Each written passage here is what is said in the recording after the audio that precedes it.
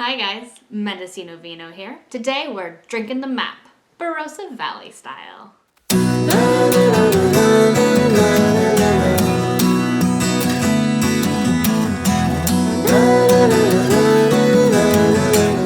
Drinking the map is where I try wines from a specific region at different price points to get to know that region. I blind taste them to see whether or not I think the more expensive one is worth the price or if I'm more of a cheap date. Today, I'm having some wines from the Barossa Valley in Australia. I have two Shirazes in front of me, which, as most of you probably already know, is also the grape Shiraz. Barossa Valley is where more than half of the wine in Australia is actually made. The climate is very hot and dry. It doesn't rain a lot there. That super hot climate, however, is really great for making big, bold red wines like Shiraz. Some of the vines in that region were planted as early as 1847, so really old vines. Today, I'm comparing a $10 bottle and a $100 bottle. Not sure which is which, have mixed them up a whole bunch. They've been decanting for about an hour, and I'm very excited to try them. I'm really curious to see if I can really taste the difference between the $10 and $100 bottle, or if I still go for the cheaper one, as I did in my last video. Bottle number 1 is from the Evans Wine Company, 9 Stones Barossa Shiraz 2013. It's named for its founder, Len Evans, who emigrated to Australia in 1957 and has been a tireless owner, innovator, and promoter of Australian wines. This bottle, although I call it my $10 bottle, actually cost me $15.99. My $100 bottle is Two Hands Coach House Block Shiraz 2015 from the Barossa Valley. So a little bit younger than the other one, but hopefully that doesn't tip me off too much when I try them. The Coach House Block Shiraz comes from an estate-grown single vineyard near the tiny hamlet of Greenock in the Barossa Valley. And I will admit that this is actually one of the most expensive bottles I have ever tried, so hopefully you'll like it. All right, let's get started.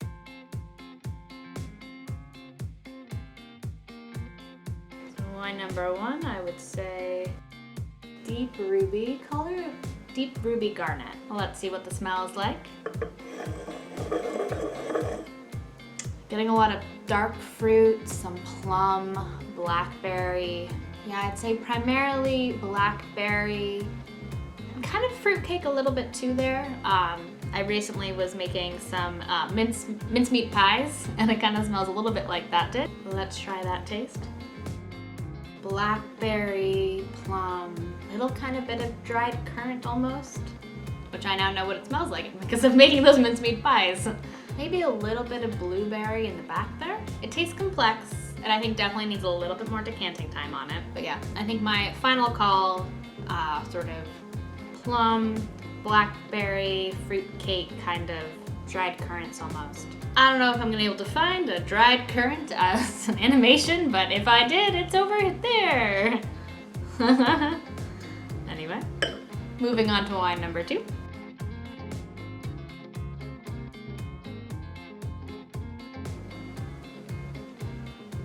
Yeah, I'd call this as garnet as well. Let's see what the smell is like.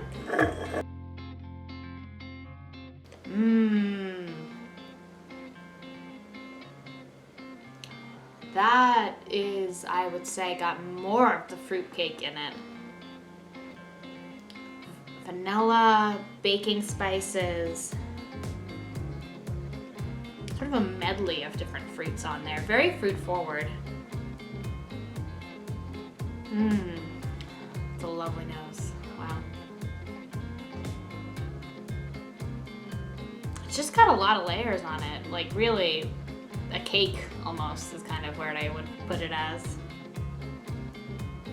Maybe you are the expensive one. Okay, let's try it. It's almost kind of sweet a little bit. But it's finishing more savory. More tobacco at the very end there. Tobacco coffee bean almost. Much lighter bodied, so interestingly, I'm not sure why. Jammy, fruit forward. But yeah, it's definitely has seen some oak. Blackberry sauce. It's good. Ooh, that is now revealing a much more spiced nose on it. Wine number 1. I have not gone back to that one. Wow. Menthol.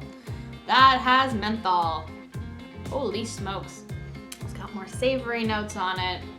Where did that menthol come from? I swear I wasn't there a bit ago.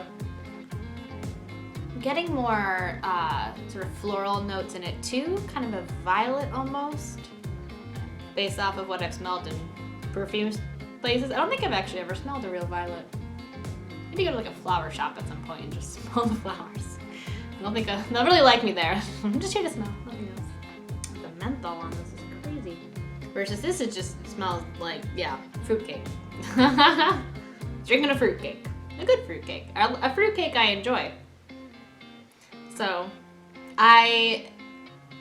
for my final call, I will say I believe wine 1 to be the expensive bottle, wine 2 to be the cheap bottle. I would put them pretty neck and neck in terms of which one I like more. They're very different. Like this one I think has sort of more like fruity, jammy, fruitcake flavors, versus this one is got more of the tertiary notes in it, that menthol.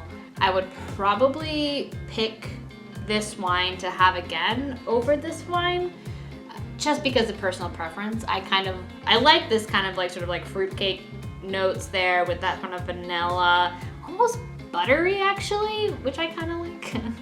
I know it's not very sophisticated now to like butter wine, but I don't know, it could be, I mean that one could be, because it does taste more fruit forward, which you would expect in a 2015 wine versus a 2013, more tertiary flavor, so maybe. I'm so confused. Alright, anyway, so I guess for my final call, less expensive, more expensive, like this one better, this one a little bit less. Oh man, I probably switched these. It's a 50-50 chance, so you would think I would get it, but who knows. Although I guess if this is the cheaper wine and I like it better, that's, good for my wallet. All right, so drum roll. Wine 1 is actually the cheaper bottle. Ah! So that means that I am expensive. Although I kind of rated these similar, so there we go. This one was wine 2. Wine 2 being the more expensive bottle. I mean, the nose is like, and now that I have confirmation bias and have been drinking a little, I will say I just love the nose on this. Like, really beautiful butter fruitcake nose. It does smell more complex, but I mean, they're both Shiraz, so. I wonder if this is a blend and it actually has some cab in it, because I don't really associate menthol with Shiraz flavors. I do it more with Cabernet. So I wasn't quite accurate on this one either. Still working on my blind tasting skills, but I'll say that these were both very tasty. I really like Syrah generally as a grape, and so I was excited to try the Shiraz version because I haven't really had a lot of Australia wines. This is Mendocino Vino. I'll see you guys again next week. Chin chin.